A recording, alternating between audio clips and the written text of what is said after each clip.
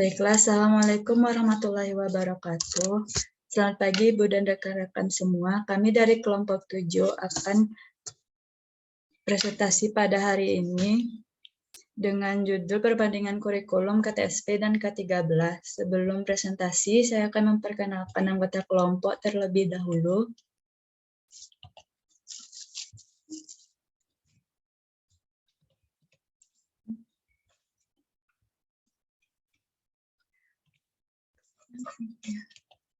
Yang pertama, saya sendiri Zala Alfi Mehsa dengan NIM 204094.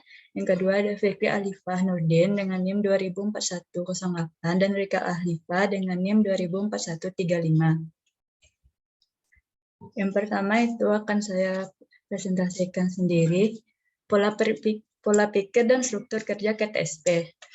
Pola pikir KTSP adalah operasional yang disusun dan dilaksanakan di masing-masing satuan pendidikan. Hal-hal yang perlu dipahami dalam kaitannya dengan kurikulum KTSP adalah sebagai berikut. Yang pertama, KTSP dikembangkan sesuai dengan kondisi satuan pendidikan, potensi dan karakteristik daerah, serta sosial budaya masyarakat setempat dan peserta didik. Yang kedua, sekolah dan komite sekolah mengembangkan kurikulum tingkat satuan pendidikan dan silabusnya berdasarkan kerangka kurikulum dan standar kompetensi lulusan di bawah supervisi Dinas Pendidikan Kabupaten atau Kota dan Departemen Agama yang bertanggung jawab di bidang pendidikan. Yang ketiga, kurikulum tingkat satuan pendidikan untuk setiap program studi di perguruan tinggi dikembangkan dan ditetapkan oleh masing-masing perguruan tinggi dengan mengacu pada standar nasional pendidikan. Yang kedua itu ada struktur kerja KTSP. Dalam struktur kerja KTSP meliputi yang pertama mekanisme penyusunan KTSP. Dalam mekanisme penyusunan KTSP ini, yang pertama dibentuk tim kerja. Untuk mengembangkan KTSP, dibentuk tim kerja yang terdiri dari guru, kepala sekolah, guru pembimbing, komite sekolah, dan orang tua atau peserta didik. Yang kedua, dilakukannya penyusunan draft. Penyusunan draft ini dirumuskan visi dan visi satuan pendidikan sampai dengan rencana pembelajaran pendidikan yang siap diterapkan dalam pembelajaran. Yang ketiga, ada revisi dan finalisasi. Selanjutnya dalam pengesahan KTSP, yang pertama dokumen kurikulum tingkat satuan pendidikan SD, SMP, dan SMA, SMK dinyatakan berlaku oleh kepala sekolah serta diketahui oleh komite sekolah dan dinas kabupaten kota yang bertanggung jawab di bidang pendidikan. Yang kedua, dokumen kurikulum tingkat satuan pendidikan MI, MTS, MA, dan MKA dinyatakan berlaku oleh kepala madrasah serta diketahui oleh komite madrasah dan oleh departemen yang menangani urusan pemerintah di bidang agama. Yang ketiga, dokumen kurikulum tingkat satuan pendidikan SDLB, SMPLB, dan SMALB dinyatakan berlaku oleh kepala sekolah serta diketahui oleh komite sekolah dan dinas provinsi yang bertanggung jawab di bidang pendidikan. Sekian pemaparan materi dari saya. Selanjutnya, dipersilakan kepada Rika Alifah untuk melanjutkan pemaparan materinya.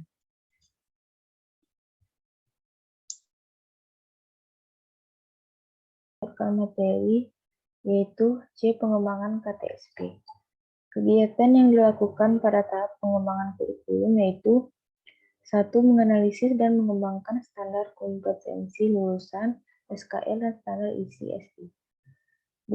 Merumuskan visi dan misi serta merumuskan tujuan pendidikan pada tingkat satuan pendidikan.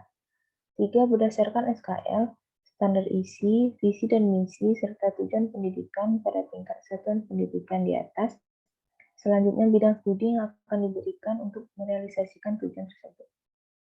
4. Mengembangkan dan mengidentifikasi tenaga kependidikan, guru dan non-guru sesuai dengan kualifikasi yang diperlukan dengan berpedoman pada standar tenaga kependidikan yang ditetapkan BSNP. 5. Mengidentifikasi fasilitas pembelajaran yang diperlukan untuk memberikan kemudahan belajar sesuai dengan standar sarana dan prasarana pendidikan yang ditetapkan BSNP. D. Strategi pengembangan KTSP. Terdapat beberapa strategi yang diperlukan dalam pengembangan dan pelaksanaan KTSP, misalnya dalam 1. Sosialisasi KTSP di sekolah. Hal pertama yang harus diperhatikan adalah mensosialisasikan KTSP terhadap seluruh warga sekolah, bahkan terhadap masyarakat dan peserta didik. Sosialisasi ini dapat dilakukan oleh kepala sekolah secara langsung atau bisa mengundang ahlinya yang ada di masyarakat, baik dari kalangan pemerintah, akademisi, ataupun dari kalangan penulis atau pengamat pendidikan. 2. Menciptakan suasana yang kondusif. 3. Menyiapkan sumber belajar. Sumber belajar yang perlu dikembangkan dalam KTSP di sekolah antara lain laboratorium, pusat sumber belajar dan perpustakaan, serta tenaga pengelola yang profesional. Kreativitas guru dan peserta didik perlu senantiasa ditingkatkan untuk membuat dan mengembangkan alat-alat pembelajaran serta alat peraga lain yang berguna bagi peningkatan kualitas pembelajaran. 4. Membina disiplin. Strategi yang dapat digunakan dalam membina disiplin di sekolah sebagai berikut. Pertama, konsep diri. Guru disarankan bersikap empatik, menerima, hangat, dan terbuka sehingga peserta didik dapat mengeksplorasikan pikiran dan perasaannya dalam memecahkan masalah.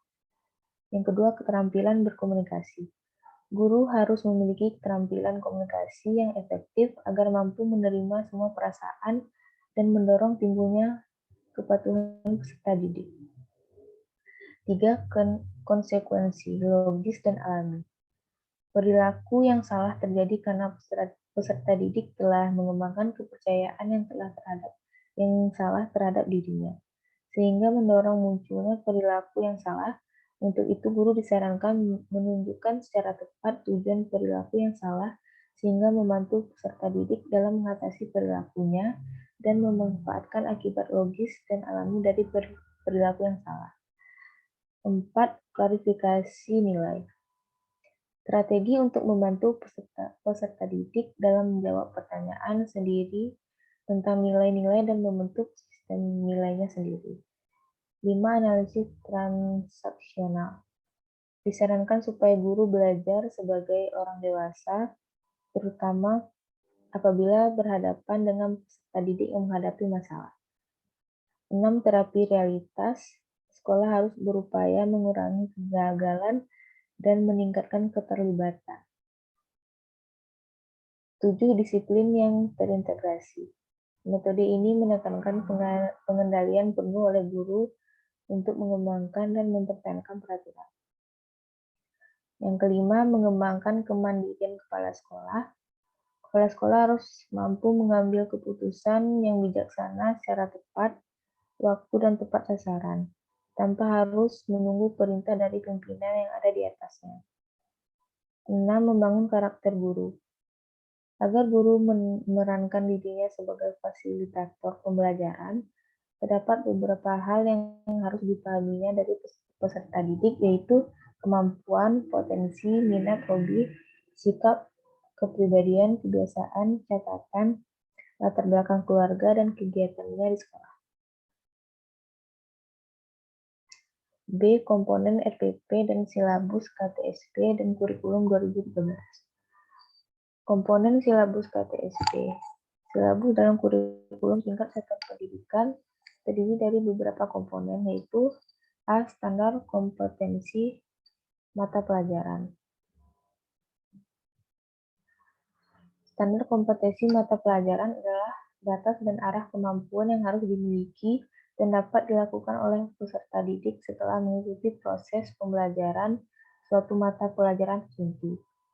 Kemampuan yang dapat dilakukan atau ditampilkan siswa untuk suatu mata pelajaran, kompetensi dalam mata pelajaran tertentu yang harus dimiliki siswa, kemampuan yang harus dimiliki oleh lulusan dalam suatu mata pelajaran tertentu. B. Kompetensi dasar. Kompetensi dasar adalah kemampuan minimal pada tiap mata pelajaran yang harus dicapai siswa. Kompetensi dasar dalam silabus berfungsi untuk mengarahkan guru mengenai target yang harus dicapai dalam pembelajaran. C. Hasil belajar. Hasil belajar adalah kemampuan siswa untuk memenuhi suatu tahapan pencapaian pengalaman belajar dalam suatu kompetensi dasar. Hasil belajar dalam silabus berfungsi sebagai petunjuk tentang perubahan perilaku yang akan dicapai oleh siswa sehubungan dengan kegiatan belajar yang dilakukan sesuai dengan kompetensi dasar dan materi strategi yang dikaji. D. Indikator hasil belajar. Indikator hasil belajar adalah ciri penanda ketercapaian kompetensi dasar. Indikator dalam silabus berfungsi sebagai tanda yang menunjukkan terjadinya perubahan perilaku pada siswa. Materi pokok. Materi pokok adalah pokok materi yang harus dipelajari siswa sebagai sarana pencapaian kompetensi dasar dan yang akan dinilai dengan menggunakan instrumen penilaian yang disusun berdasarkan indikator pencapaian belajar. Kegiatan pembelajaran. Kegiatan pembelajaran adalah bentuk atau pola umum kegiatan pembelajaran yang akan dilaksanakan. G. Alokasi waktu, yaitu waktu yang diperlukan untuk menguasai masing-masing kompetensi dasar. A. Adanya penilaian, yaitu jenis bentuk dan instrumen yang digunakan untuk mengetahui atau mengukur keberhasilan belajar siswa. I. Sarana dan sumber belajar, yaitu sarana dan sumber belajar yang digunakan dalam proses belajar mengajar. Baiklah, itu saja dari saya kembalikan ke moderator.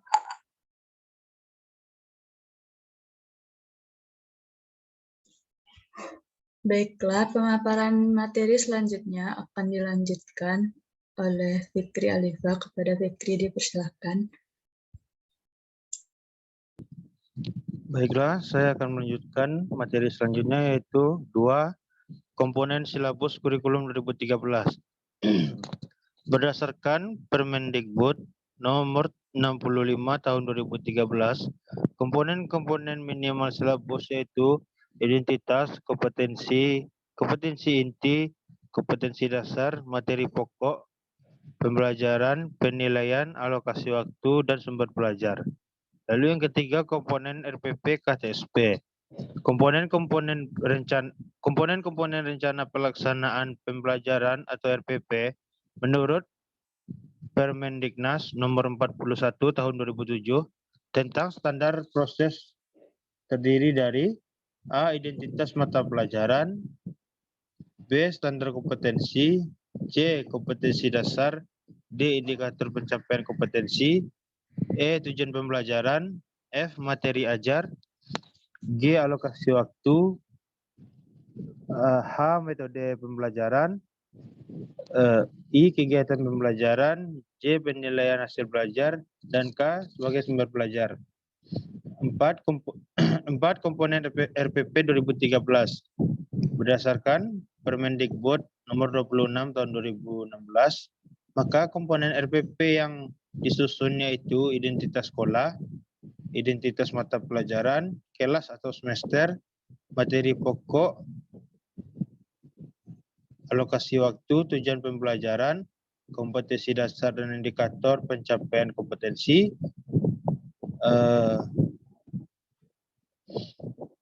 materi pembelajaran, metode pembelajaran, media pembelajaran, sumber pembelajaran, langkah-langkah pembelajaran dan penilaian hasil pembelajaran. Yang C, analisis kompetensi atau tujuan dan materi pembelajaran itu langkah-langkah utama yang diperlukan untuk mencapai tujuan. 1. Keterampilan intelektual. Keterampilan intelektual merupakan keterampilan yang mengharuskan siswa untuk melakukan beberapa aktivitas kognitif yang unik. Yang kedua, keterampilan psikomotor dikarakteristikkan oleh kemampuan siswa dalam melakukan tindakan fisik dengan atau tanpa peralatan untuk mencapai hasil yang ditentukan. Yang terakhir yaitu sikap. Untuk mengidentifikasi tujuan sikap, siswa memiliki pilihan untuk melakukan sesuatu dan apakah tujuan menunjukkan arah di mana keputusan dipengaruhi. Jadi sikap hanya bisa diketahui ketika siswa sudah menentukan pilihan dan tindakan. Sekian dari saya kembalikan ke moderator. Terima kasih. Baiklah, sekian hasil presentasi dari kelompok kami. Terima kasih atas perhatian teman-teman semua. Mohon maaf bila ada kekurangan dan kesalahan. Saya tutup dengan wassalamualaikum warahmatullahi wabarakatuh.